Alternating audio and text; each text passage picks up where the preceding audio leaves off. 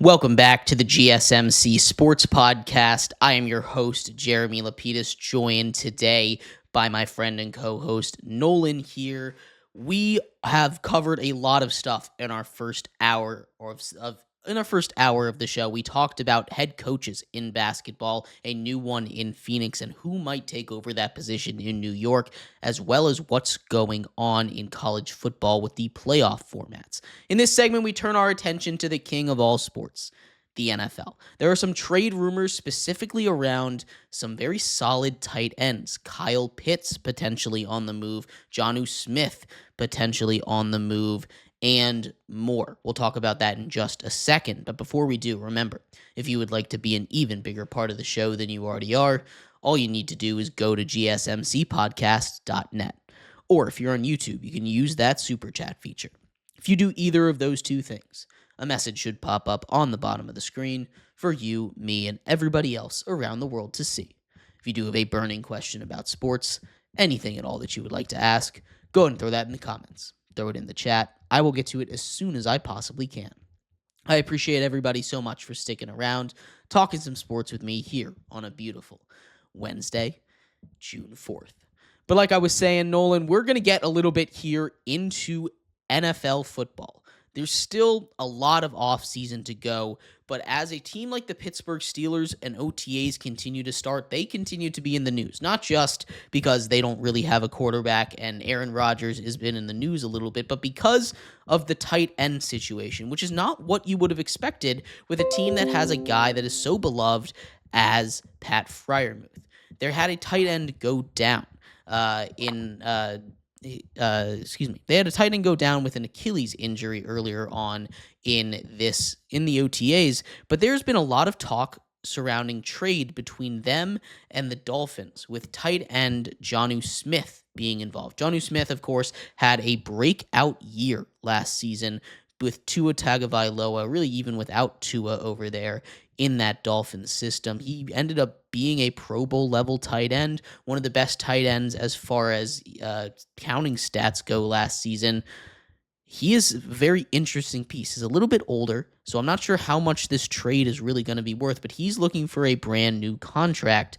To the Steelers, does that make a lot of sense? What do you think about this Steelers looking for a new tight end kind of situation? Yeah, obviously Pat Freiermuth. He is one of the best tight ends, not only in the AFC, honestly, in the NFL. He is so good. Honestly, I know that because fantasy. He was my fantasy tight end. Great for me. But Pat Freiermuth is a great tight end. They don't need a new tight end one. What they need now is a good tight end two and a good blocking tight end. So if they want to run, some power back or some double tight end scheme, they want to, get a run play out of it, maybe go for a quick shuttle pass or something like that, they need a good tight end too who's going to be able to control the line, get off his block, and maybe go, find an open route. And I think, Jonnu Smith is a great option. Obviously, like you said, Kyle Pitts, he's looking to get out of Atlanta. But honestly, if I'm Steelers, I'm honestly looking for Kyle Pitts. Jonnu Smith is a great tight end. Don't get me wrong. He had a great season with the Dolphins and having honestly no quarterback the entire year. Tua for a few games and then a backup and multiple different backups throughout the season. And he had a great season, especially with Tyreek not playing a lot, Jalen Waddle not getting a lot of targets. He was honestly kind of the number one guy. He was their go-to. Yeah, I'm looking to pass. I'm finding Smith kind of, on an out route, on a quick pop route, whatever. They're looking for him. And he was open. He was big. He's big enough. Even with his age, he's still moving relatively well for his age. He's still as big as ever. And he's able to, get off the ball relatively quick for his age and his speed. And he gets the ball. He's a great catcher. He has plenty of receptions. He was a great tight end, and he's a great receiver. But Kyle Pitts is honestly, I just think he's better than him in all those categories. I believe he was the highest tight end prospect, one of the highest tight end prospects of all time.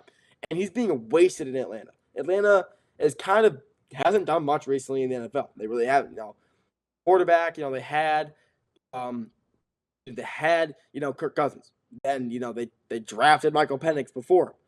And, both of them are good quarterbacks, but their previous problems, they're not targeting Kyle Pitts at all. You would think one of them would. Nope, neither of them do. He needs out of Atlanta. And if he managed to get his way to Pittsburgh and get behind potentially, if you're a Steelers fan, hopefully a quarterback like Aaron Rodgers, he will find his home there. He can hopefully bring his name back up and to be one of the greatest, like, because he was, like I said, he was projected and considered one of the best tight end prospects of all time. And hopefully he can bring his name and reputation back up to those standards if he gets behind a quarterback like hopefully Aaron Rodgers, if not Will Howard.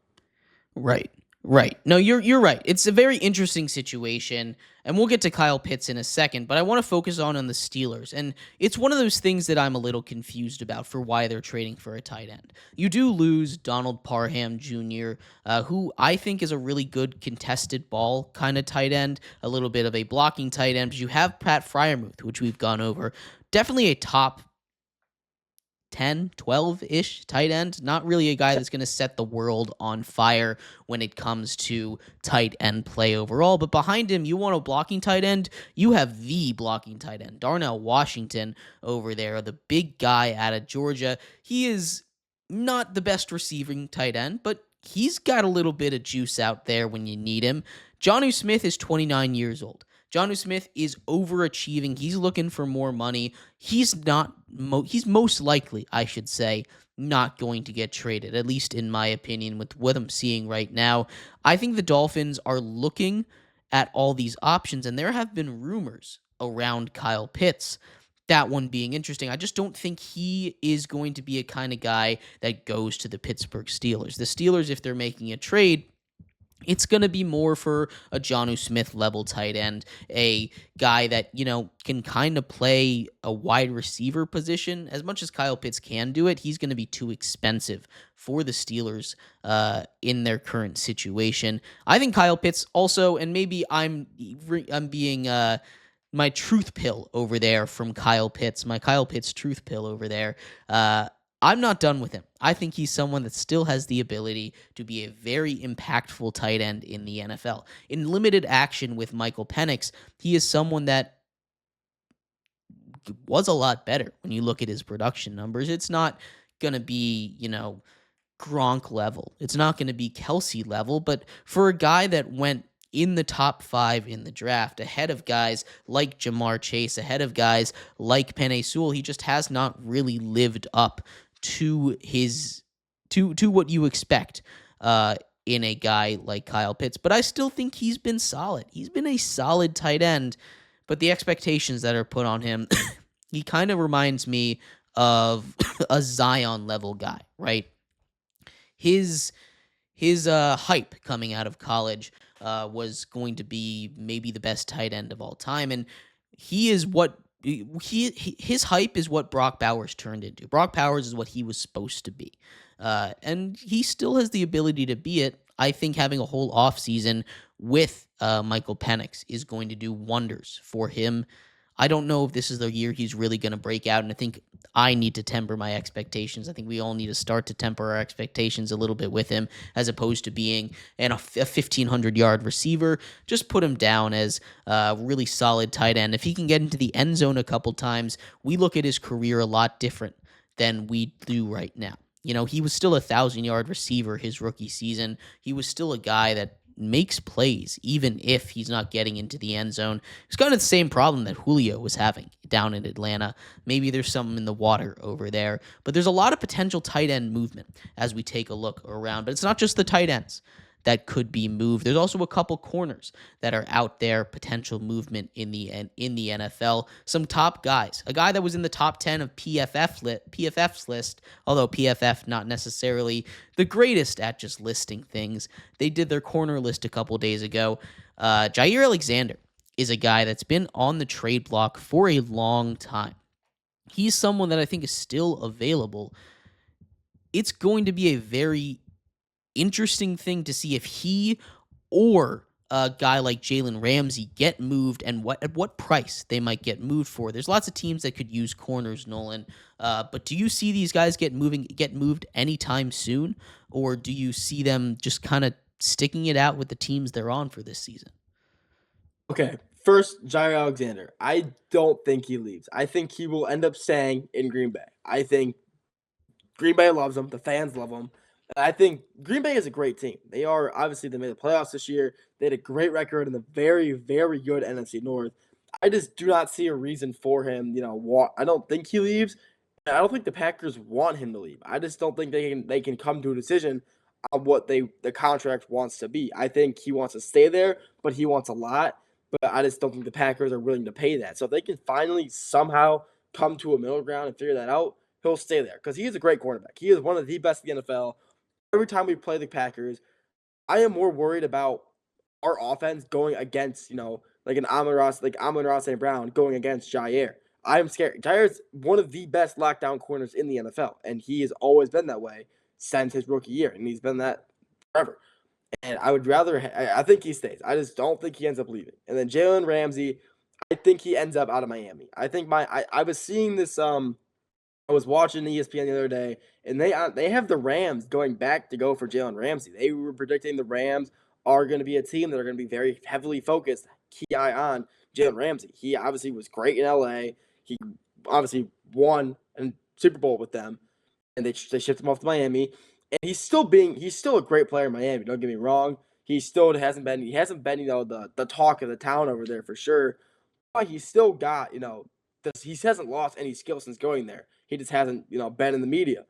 And I think if he ends up going back to LA, especially with them acquiring Devontae Adams this offseason, I think if they manage to get that and having those two superstars on both sides of the ball, the Rams could be a very good team, especially if they somehow manage to go get Jalen Ramsey, which I think is a total possibility because they want him back so bad.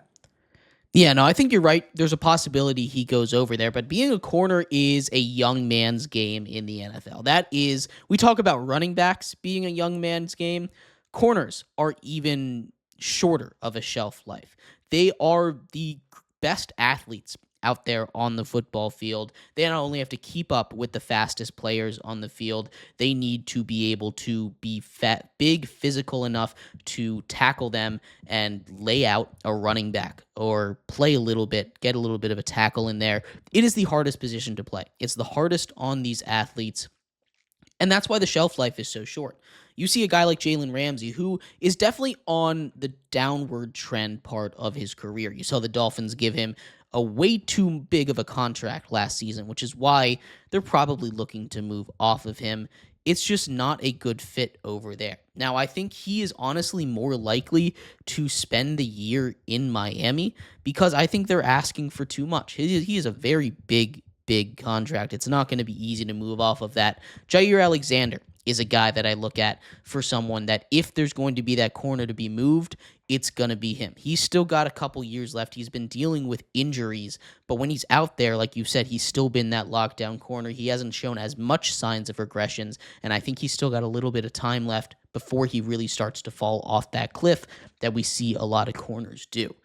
He's going to be the one that I'm looking at. But as far as trade markets go, the one that I'm the most interested in and the one that I've been keeping my eye on the most is Trey Hendrickson. Trey Hendrickson from the Cincinnati Bengals, seemingly done with them. It seems like everything that's coming out, they have fractured a relationship with the guy that led the league in sacks last season. And while he's not the Myles Garrett's, the TJ Watts of this world, he is someone that is still incredibly efficient and effective off the edge, despite not having a lot of help on the other side. Sam Hubbard is gone. That is a Bengals defense that needs a lot of help, but they could still get a lot for Trey Hendrickson. You talk about diminishing returns for a cornerback, you're not really getting diminishing returns for a guy like Trey Hendrickson, who's still, yes, he's a little bit older, but coming off of a season like that, this is about as valuable he's going to get. But they're starting to lose leverage as more public comments come out here. A team like the Washington Commanders, a team that I thought would really go big on an edge rusher this offseason or in the draft, did not quite get it done. They can go in on Trey Hendrickson. They have the cap space. They have the picks to get it done. That is a spot that I really like, as well as the Green Bay Packers, both on the NFC side of things. If they're willing to trade in the AFC, maybe we look at a spot like the Bills. What do you think is going to happen with a guy like Trey Hendrickson? Yeah, I mean, there's no way there's no way he ends up back at the Bengals. There's been too many comments. He has publicly came out and said, this is a few weeks ago, maybe things have changed, but he stated that, he is they've cut off ties with him. The Bengals have basically cut off ties with him, so he's cut off ties with them. I just don't think there's any way he ends back up in Cincy. But the Bills, they did sign Joey Bosa this offseason. So, combining that defensive line, Bosa, who's still got gas left in the tank, plus Hendrickson, one of the best, interior defensive linemen and, edge rushers, wherever you want to put him in the NFL, even for his age. I mean, he's still young. He was the Bengals' heart and stone of the defense. He was honestly probably the only guy, if you're like not a Bengals fan and you think of the Bengals defense, he's probably the first guy you think of. He was their best player on defense. He was their third most paid player behind Joe Burrow and Jamar Chase. And there was a reason for it. He's just that good of a player. So if he ends up going to, the Bills, honestly, I would not, we say this every year because, they have all this talent, but they could possibly get past, their AFC championship slump and maybe make it to the Super Bowl. But, a team like Green Bay, obviously, me being an NFC North fan, I would hate to see that. He's so good, especially us losing Frank Ragnow. That's who the guy he'd be going up against, most likely, wherever he ends up playing. But, I would not like to see him in Green Bay. And Washington, he could be an elite piece over there in Washington. He's everything the Commanders need. The defense is still pretty solid. They still got, Bobby Wagner still leading the defense. I'm surprised he's still there. I honestly kind of thought he would have retired after the season, but he's still got, he's still moving and grooving. So they managed to go get him for whatever, because I believe the Commanders have a good amount of cap space over there. They're not spending a lot of money on a lot of players. They have plenty of money to spend. So if they wanted to, they could probably get him for cheap, maybe a little more, and still have money left over to go get someone else to pair him up with. I think that's definitely a possibility. Yeah, the question is just how much is Trey Hendrickson going to cost? You talk about a guy who, yes, is a little bit older, but is coming off of his best season of his career. 17 and a half sacks, leads the NFL over there. Sacks, a very sexy stat, of course, but it doesn't tell the whole story of the game. He's not necessarily the best defender over there, but getting nice pressure off the edge, it loses a lot for the Bengals. What's the kind of return you expect for him? Because he's going to need a new contract as well. You're going to have to pay him. Is it a first round pick? Are we talking seconds, thirds? What's the price tag on a guy like Trey Hendrickson, do you think? Yeah, I mean, he obviously, if you're looking at stats, I mean, like you said, a very sexy stat. If you're looking at just that alone, you're looking to get him for 2 first round picks and some, maybe one. I mean, he's still, even at 30. I mean, he's still, like I said, he's moving well and he's moving really good. And the Bengals are they're willing to offer him. I'm not sure the exact amount, but obviously he wanted more. I'm assuming they were trying to cheapskate him out of some good money for how good he was playing. And, if I'm, let's say the Green Bay Packers now, I go get him. If I'm the Packers, I'm willing to give up probably a first round, a third round, and probably actually I'll do a first and a third, and maybe like another third for Trey Hendrickson. I think he's worth that much. It's a pretty big package for a guy that you're most likely going to have to pay that $40 million, that number, that resetting that kind of edge market. Not sure if he's really worth that, but it's definitely going to be a really interesting thing to keep an eye on over there for the Cincinnati Bengals as the offseason continues to go. We're going to take a quick break, though. I'd love to hear your thoughts. Do you guys think Trey Hendrickson gets traded? And if so, to where? What about the other players we covered in this segment? But like I said, we're going to take a quick break. When we come back, some interesting comments from Saquon Barkley. After the early retirement of Lions center Frank Ragnow, Saquon Barkley said he wouldn't be shocked if he himself retired early. We'll talk about what that means after he just won Offensive Player of the Year on the Madden cover. Is he going to retire soon? That's coming up next here on the GSMC Sports Podcast.